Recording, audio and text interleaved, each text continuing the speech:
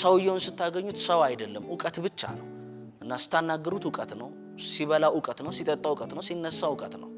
ምን እንዴት አደርክ ስትሉት እንግዲህ ስለ አዳር ስናስብ ምናም ብሎ ሊጀምር ይችላል ምክንያቱም ዕውቀት ሆኗል ሰውየው እንደዛ አይደለም ሲምፕል ነው የሚሆነው እንዲያውም ዜን ቡዲዝሞች እንደሚሉት ተራሳው ሲያነብ አዋቂ ይሆናል አዋቂ ሰው ግን ሲያነብ ተራሳው ይሆናል ይላል ትንንሽ ሰዎች ሲያነቡ በጣም ትልቅ እንደሆኑ ይሰማናል ስናነብ እኔም አንድ ወቅት ገጥሞኛል ላይ ያነበብኩትን ሁሉ ለጓደኞቼ መለፍለፍ ምናም እንደመበልጣቸው ማሳየት ምናም ግን ዜኖች ምንድነው የሚሉት ተራሳው ነው ሲያነብ አዋቂ የሚሆነው